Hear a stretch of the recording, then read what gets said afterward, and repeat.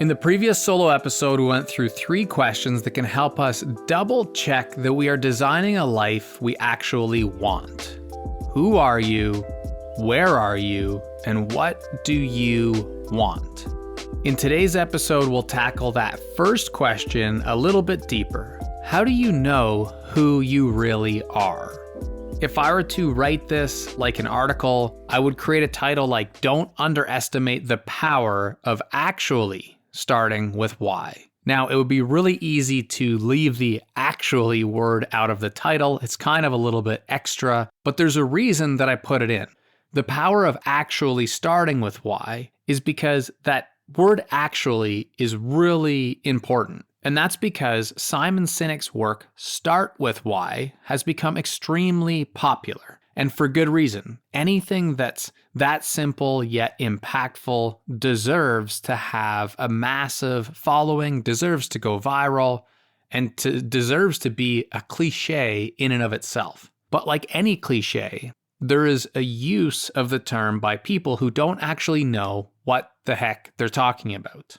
They say the thing like "start with why," but they've never read the book, they haven't taken a course or listened to a talk from Simon. They're simply saying "start with why," probably because it's such a great hook point, it just rolls off the tongue, but it's also insanely valuable to understand on a deeper level. So it's important that we together take a big breath and review what the heck does it even mean to start with why.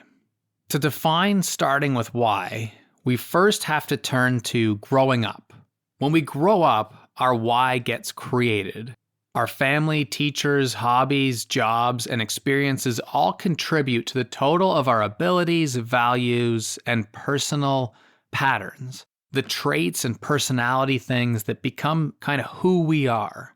When we look back at our development and the people, places, and things that created our most aligned sense of self, we find a recipe for success.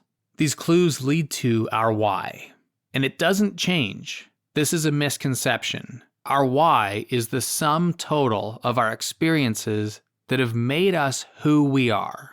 We can change how we navigate the world, what we do with it, and how aligned we are with our why. But our why itself does not change. This concept revolves around the idea that to truly inspire others or ourselves, we must start by explaining the why, our purpose, cause, or belief that inspires us to do the things we do. Simon Sinek puts it like this.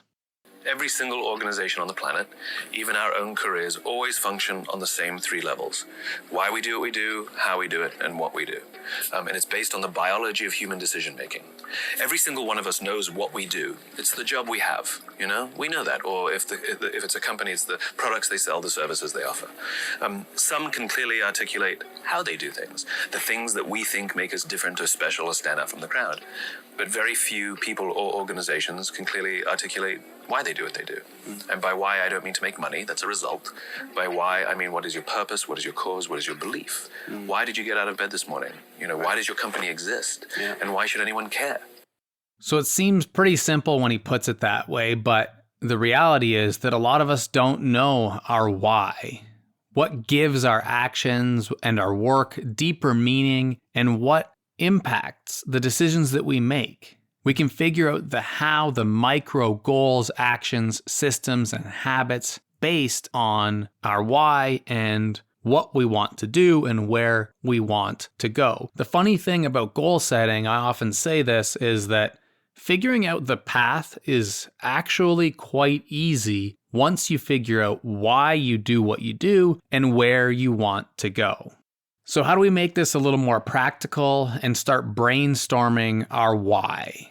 There are many ways to find that why that's been buried up inside of us. In fact, Sinek wrote an entire book dedicated to this purpose as a follow-up to the book Start With Why, called Find Your Why. But basically, we want to do exercises that might reveal what truly moves us, what values and consistent rewards are important to us.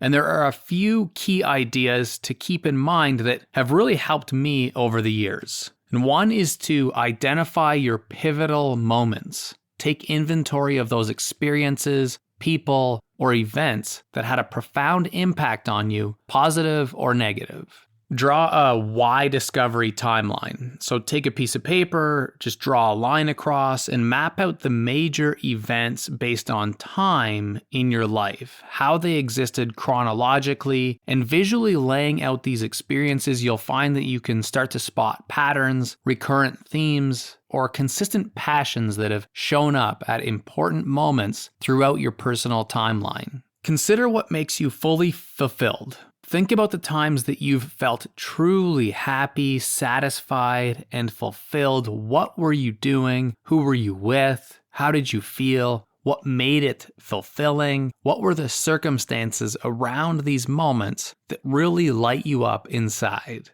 Phoning a friend. This is a fun one. You can interview your best friends. You shouldn't do this with immediate family members like your wife, your kids, your parents, but ask your best friends, why are we friends? And keep digging beyond the surface level until they describe themselves and what it is that you do for them. When they start to describe themselves and what you do for them, you'll get a better understanding of what greatness you bring into the world. And you can do this with multiple people and just start to see similar themes emerge. Write your legacy.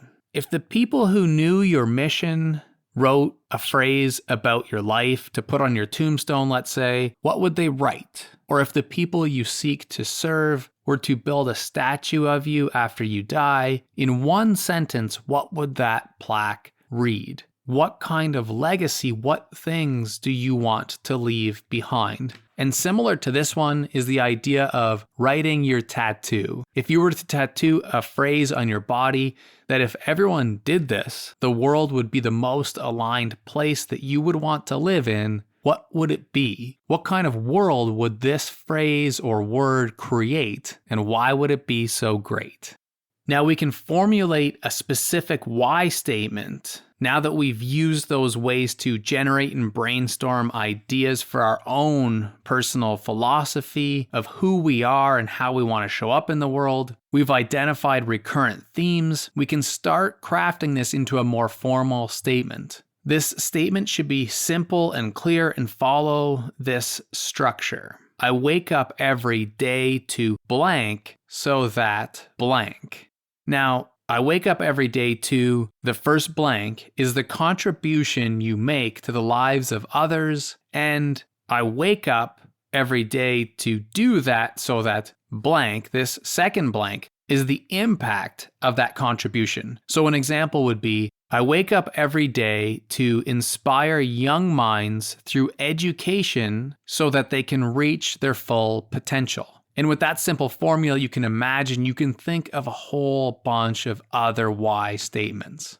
Now, do you have a clear why?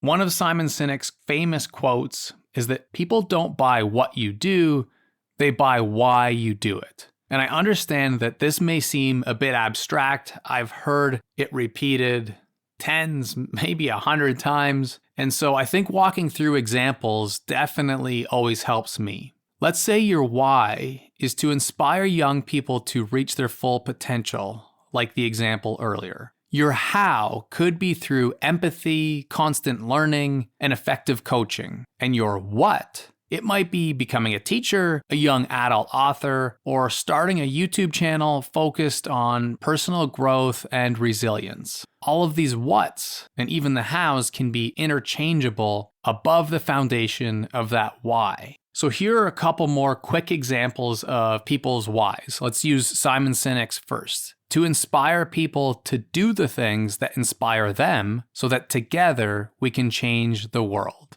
Another example, to propel positive change so that others can live a more fulfilled life.